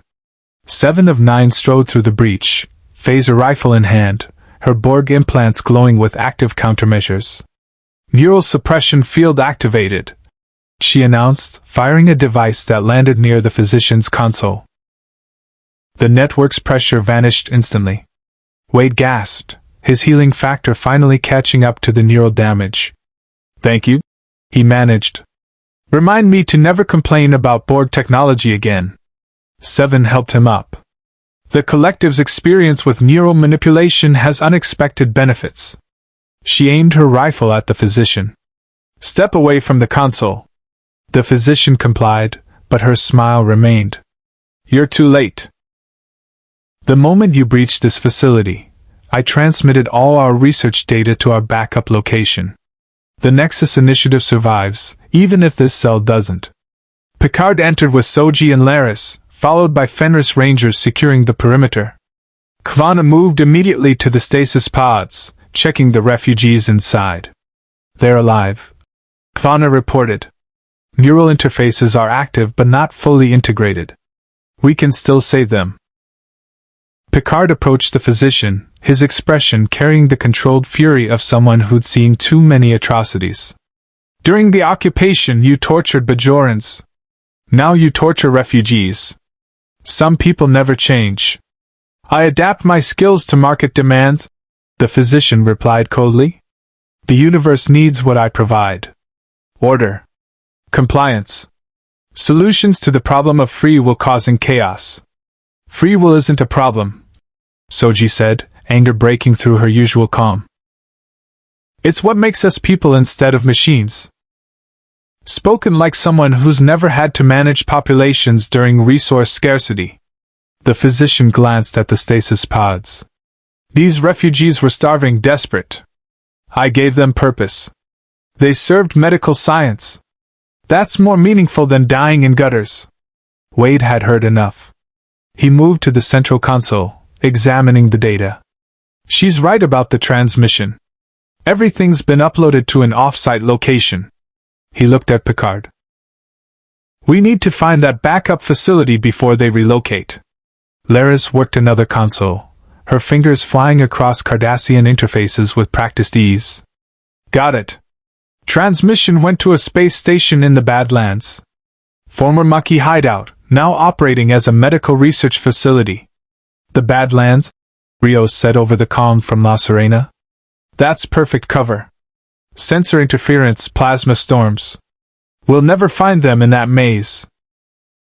Unless we have someone who knows the location, Wade said, turning to the physician. You're going to give us the exact coordinates. And why would I do that? Wade's smile behind his mask was anything but friendly. Because the alternative is we let every Bajoran refugee in this settlement know that you're here. The same Bajorans whose families you tortured during the occupation. I'm betting they'd have some very creative ideas about justice. The physician's confidence cracked slightly. That's not justice. That's vengeance. And you know the difference? Seven's voice was ice.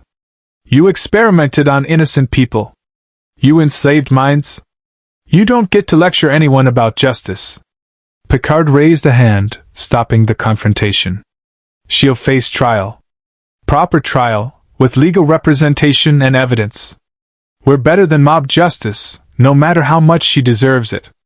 Captain, Wade started. No, Mr. Wilson. We do this right, or we're no better than the systems we're fighting against. Picard's tone brooked no argument. The physician will give us the coordinates because she understands that cooperation is her only path to anything resembling mercy. Isn't that right? The physician studied Picard for a long moment, recognizing the steel beneath his diplomatic exterior. The station is designated Research Outpost Theta 7. Coordinates are in my personal files. Password protected. Laris was already accessing the files. Got it. Coordinates confirmed. Kvanna supervised her rangers removing the refugees from stasis. These people need immediate medical attention. The neural integration is partially complete. Without proper treatment, they'll suffer permanent psychological damage. The Romulan Free State medical ships are still in the sector, Picard said. I'll contact Commander Tavel. They've proven trustworthy so far. As the evacuation proceeded, Wade found himself watching the rescued refugees slowly wake up, confusion and fear replacing the network's artificial calm. One, a young Bajoran man, grabbed Wade's arm weakly. Thank you, the man whispered. I could feel them, in my head, changing me. You're safe now, Wade assured him. It's over. But even as he said it, Wade knew it wasn't over. The physician had transmitted everything to the Badlands station. The Nexus Initiative would continue adapting, learning from this failure. Picard approached, watching the evacuation with somber eyes. We saved these people. That matters. But how many didn't we save? Wade gestured to the facility around them. The physician's files show they'd been operating here for 6 months. How many people went through this place? How many are already fully integrated into the network, scattered across the sector? I don't know, Picard admitted. But we stopped it here. We'll stop it at the Badlands station. And we'll keep stopping it until the Nexus Initiative understands they can't operate in the shadows anymore. Wade looked at the captain, this old man who'd lost his federation, his rank, his certainty, but not his principles. Who kept fighting even when the universe proved over and over that fighting the right way was harder, slower, and cost more. You're either the most stubborn idealist I've ever met, Wade said, or the bravest. Perhaps both. Picard managed a tired smile. Come, Mr. Wilson. We have one more facility to shut down. And this time, he glanced at the physician being led away in restraints. I suspect they'll be expecting us. Good, Wade said, checking his weapons. I'm tired of sneaking around anyway. Kvanna's voice came through the comm. Picard, we've got incoming ships. Multiple warp signatures. They're broadcasting Tal Shiar identification codes. Wade and Picard exchanged looks. They're here for the physician, Seven said. Or the research. Possibly both. Picard's expression hardened into command mode. Everyone to the ships. Now. We're not letting the Tal Shiar claim this facility, or these refugees. As they evacuated, Wade couldn't help but notice the pattern. Every victory came with a complication. Every rescue spawned a new threat. This was the Picard era. Progress measured in inches, constantly fighting against entropy and corruption. But they were fighting. That counted for something. The Tal Shiar warbids decloaked 3,000 kilometers out. 4 vessels, older models but well-maintained and clearly committed to their mission. La Serena and the 3 Fenris Rangers ships formed a protective screen around the civilian transports carrying the rescued refugees. They're hailing, Rios reported, his hands already plotting evasive courses. On screen, Picard commanded. The Romulan commander who appeared was young for his rank, with the cold calculation that marked Tal Shiar officers. Captain Picard? You've interfered with a Tal Shiar intelligence operation. Surrender Dr. Saren, the individual you call the physician, and we'll allow you to depart peacefully. The physician is guilty of crimes against sentient beings, Picard said firmly. She'll face justice through proper legal channels, not disappear into Tal Shiar custody. The research she possesses is vital to Romulan security interests. We're prepared to use force. Wade stepped into frame. Let me guess, you want the neural integration tech to rebuild your military capabilities. Create loyal soldiers who can't question orders. Real inspiring vision for the new Romulan Free State. The commander's expression flickered with something, anger or maybe recognition that Wade had struck close to truth. This doesn't concern you, human. See, that's where you're wrong. I've had your creepy mind control tech in my brain twice now. I'm very concerned. Wade crossed his arms. Here's my counteroffer. You leave, we keep the war criminal and her research, and nobody has to find out that Tal Shiar is still running black ops programs that violate about 17 interstellar treaties. You're bluffing. You have no way to expose our operations. Seven stepped forward, her Borg implants glinting. We've already transmitted copies of the physician's research and your communications to the Romulan Free State Senate, the Fenris Rangers network, and several independent news services. By now, Commander, your Senate is very aware that Tal Shiar remnants are conducting illegal experiments on refugees. The commander's composure cracked. You're interfering with matters you don't understand. We understand perfectly. Picard interrupted. You're trying to rebuild Romulan power through the same authoritarian methods that led to your empire's collapse. And we won't allow it. On the tactical display, Kvan's ships moved into attack formation. Her voice came through on a private channel. Picard, we can hold them off long enough for the civilian transports to reach warp. But we'll take casualties. Wade watched the standoff, his tactical mind calculating odds. For warbids versus 4 much smaller ships. The math wasn't favorable. Captain, he said quietly. Let me talk to them. Tal Shiar to former experiment. Picard studied him. What are you thinking? I'm thinking they want leverage. I'm thinking I can give them something they want even more than the physician. Wade turned back to the view screen. Commander, here's the thing about your neural integration tech. It doesn't work on me. My healing factor rejects it. You saw the reports from Varric's facility. We're aware of your unique biology. Right.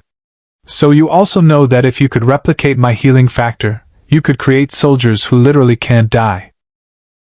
Way more valuable than mind control tech that only works on normal people. Wade paused. I'm offering you a deal. I give you a genetic sample, willingly, properly documented, and you let these refugees go.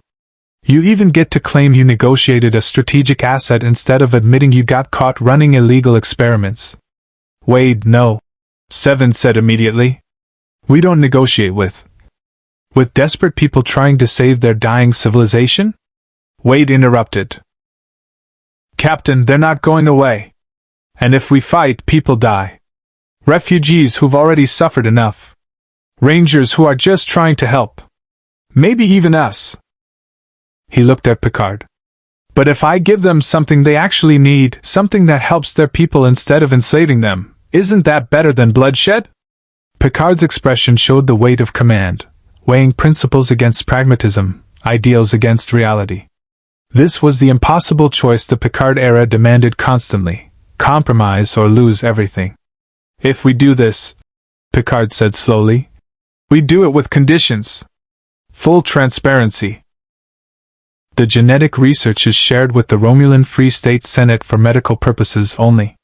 No military applications. No weaponization. And the physician stands trial publicly.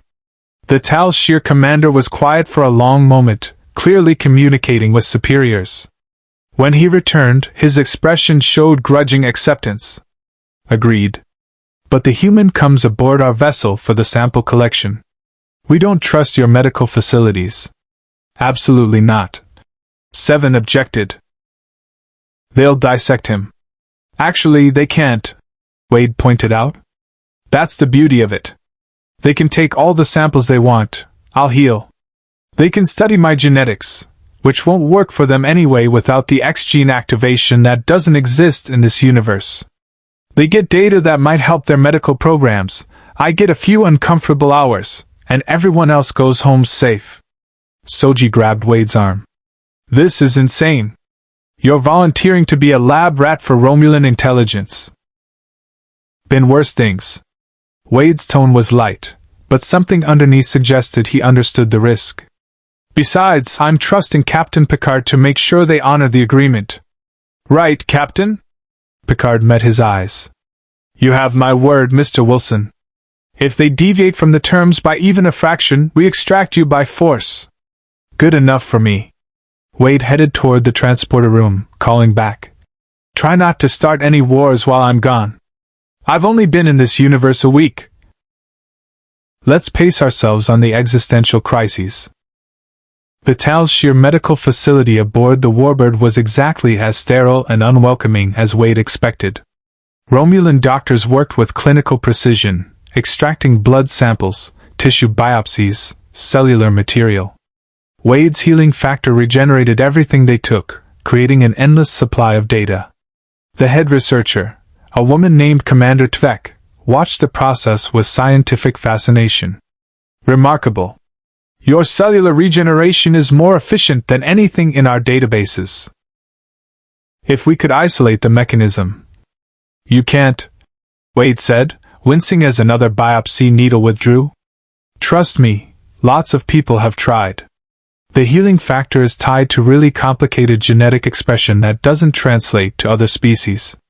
You'll get interesting data, but not a miracle cure. Perhaps. But even understanding the process could advance Romulan medical science significantly. Our people are dying from supernova-related illnesses. Radiation damage.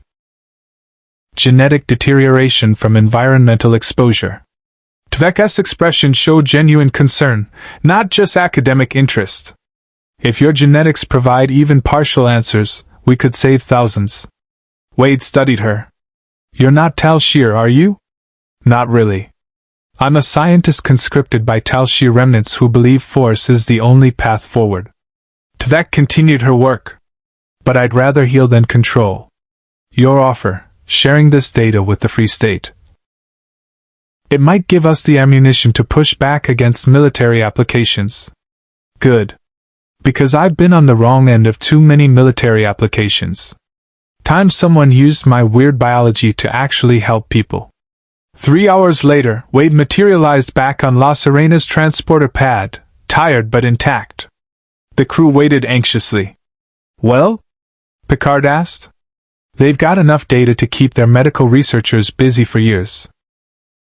Commander Tvek seemed genuinely interested in therapeutic applications, not weapons. Wade stepped off the pad. The Warbirds are leaving. They transmitted confirmation that the physician will be transferred to Free State custody for trial. Kvana's voice came through, cautiously optimistic. The Tal Shiar ships are withdrawing. The civilian transports are clear. You actually pulled it off, mercenary. Don't sound so surprised. Wade collapsed into a chair, exhaustion finally catching up. So, what's next? We still have that Badlands station. Picard settled across from him. We do. But Mr. Wilson, you've been in this universe less than a week. You've been mind-controlled twice, shot multiple times, and just spent 3 hours being a Tal Shiar pincushion. Perhaps you should rest. Rest is for people who aren't being hunted by multidimensional evil science organizations. Wade checked his healing factor's progress. The biopsy sites were already closed, though his cellular energy felt depleted. But yeah, maybe a few hours of sleep wouldn't kill me. Well, nothing kills me, but you get the point. Soji brought him water and ration bars. You did something good today. Stupid, reckless, and completely insane. But good. Story of my life. Wade accepted the supplies gratefully. So, this Badlands station. That's the Nexus Initiative's main research hub? According to the physician's files, yes. 7 pulled up the data. It's their central facility, where they develop new protocols, coordinate with clients, store master copies of all research. If we destroy it, we cripple the entire operation. Wade finished. But they'll be expecting us now. The physician's warning gave them time to prepare defenses. Then we prepare better. Picard's voice carried quiet determination. We've gathered allies, Fenris Rangers, possibly even Romulan Free State support if we can convince them this benefits their interests. We have intelligence on the facility's location and defenses. And we have you, Mr. Wilson, someone their neural technology cannot control. Wade looked at the faces around him. This crew that had accepted an interdimensional refugee, given him purpose, trusted him despite his methods. In his own universe, he was a joke, a mercenary with regeneration and mental issues. Here, he actually mattered. All right, Wade said finally. Let's go take down an evil science station in the most dangerous region of space. What could possibly go wrong? Rios groaned. Why would you say that? Because tempting fate is half the fun. Wade stood, stretching. Captain, I'm in. All the way. These Nexus Initiative bastards enslaved innocent people, tried to turn me into a puppet, and are probably planning even worse atrocities. Someone needs to stop them. We will. Picard promised. Together. As it should be. 7 nodded. The Badlands won't be easy. But nothing worth doing ever is. Kvana's transmission crackled through. Fenris Rangers are ready when you are, Picard. Let's finish what we started. As the crew prepared for their assault on the Badlands station, Wade found himself on the observation deck, watching the stars stream past at warp. In his universe, he'd been alone, powerful but isolated, aware of his fictional nature but unable to share that burden. Here, he'd found something unexpected. Not a way home, but a reason to stay. People fighting impossible odds with insufficient resources, trying to fix a broken universe one rescue at a time. Penny for your thoughts, Picard said, joining him at the viewport. Just thinking about narrative structure, Wade replied. In stories, this is the part where the hero makes a choice, go home or stay in the new world they found. Except I don't have a choice. The rift that brought me here is sealed. And if it weren't? If you could return to your universe? Wade considered this honestly. A week ago, I would have jumped at the chance. But now? He gestured to the ship around them. You've got something here, Captain. It's messy and complicated and morally ambiguous. But it's real. You're really trying to make things better, even when it's hard. Even when the easy answer would be to give up. That's all any of us can do, Picard said quietly. Try. Fail. Try again. Hope that eventually, we leave the universe slightly better than we found it. Very philosophical. Wade smiled behind his mask. All right, Captain.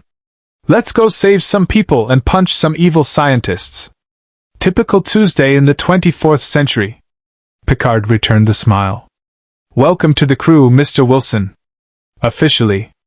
As they returned to the bridge, the stars of the Badlands grew closer, a region of space as chaotic and dangerous as the mission ahead. But for the first time since arriving in this universe, Wade felt ready. Not just to survive, but to make a difference. The Merc with a mouth had found his mission. The Badlands stretched before them like a cosmic storm, plasma filaments crackling with energy, sensor interference turning navigation into educated guesswork, and somewhere in that chaos, Research Outpost Theta-7 waited with whatever defenses the Nexus Initiative had prepared. Wade stood on La Serena's bridge, flanked by Picard's crew and coordinating with Fenris Rangers. The assault plan was tactical, measured, and accounted for numerous contingencies. It was the kind of operation Starfleet would have executed flawlessly in the Federation's golden age. But this wasn't that age anymore. The station's defenses are formidable, 7 reported, analyzing sensor data filtered through the plasma interference. Automated weapons platforms, reinforced shields, and according to the physician's files, a failsafe that will destroy all research data if they detect a hostile boarding action. So we can't just shoot our way in, Rios observed. When has that ever stopped us? Wade checked his katanas one final time. We've got something they don't expect, me. Someone their neural tech can't control. Someone who heals from everything they throw at him. Someone stupid enough to volunteer as the distraction while you disable their defenses. Picard studied the tactical display, then looked at Wade with something approaching paternal concern mixed with command pragmatism. You've risked yourself repeatedly for people you barely know, in a universe that isn't your own. Why? Wade was quiet for a moment, considering honesty versus his usual deflection. He chose honesty. Because in my universe, I'm a punchline. A violent joke who knows he's fictional and can't do anything about it. Here? He gestured to the crew around him. Here I actually matter.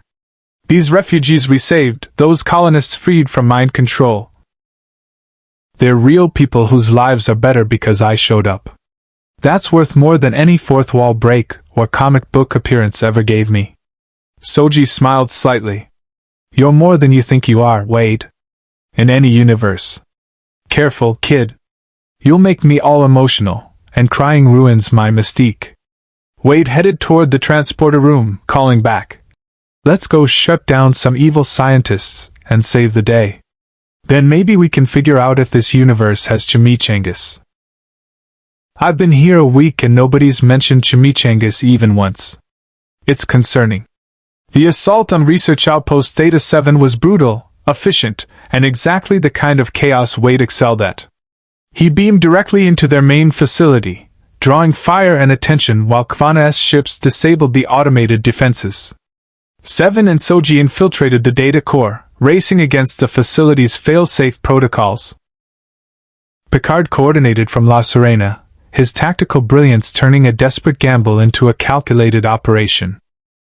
Wade fought through corridors filled with security forces, his healing factor absorbing punishment that would have killed anyone else. He encountered more neural integration chambers, more victims in various stages of enslavement, and finally, the Nexus Initiative's Leadership Council, desperately trying to purge their research before capture. It's over, Wade announced, katanas dripping coolant and his suit scorched from a dozen weapon impacts. Your facilities are compromised. Your research is being copied and transmitted to every major power in the quadrant.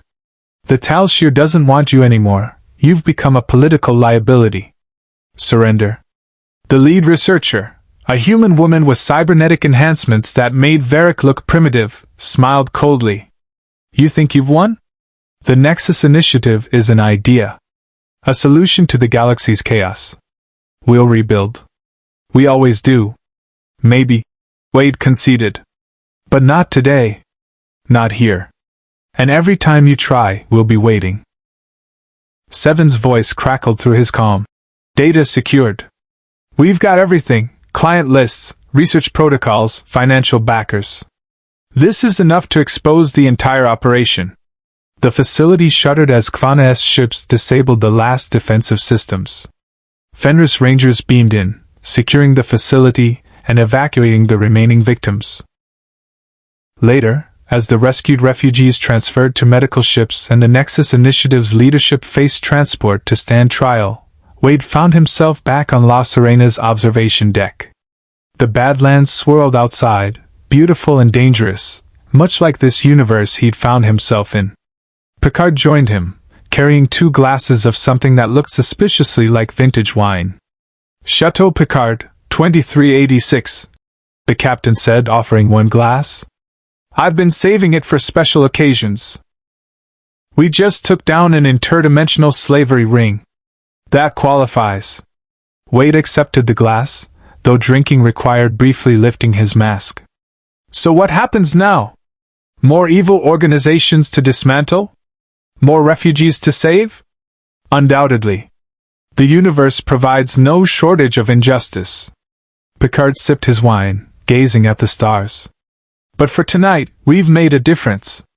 Hundreds of people are free because we refuse to accept that slavery, of body or mind, was inevitable.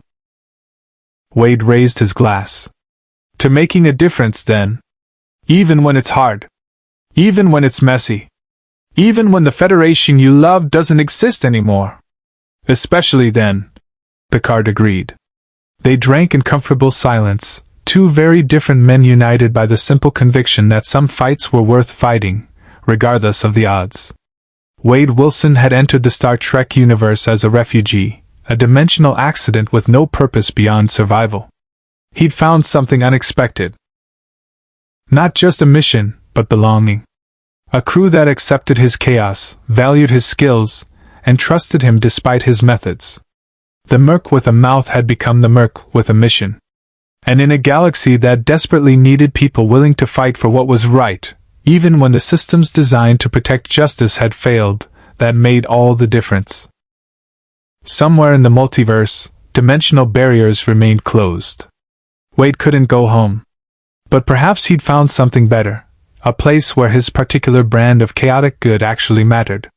Where breaking rules meant saving lives instead of just breaking narrative convention.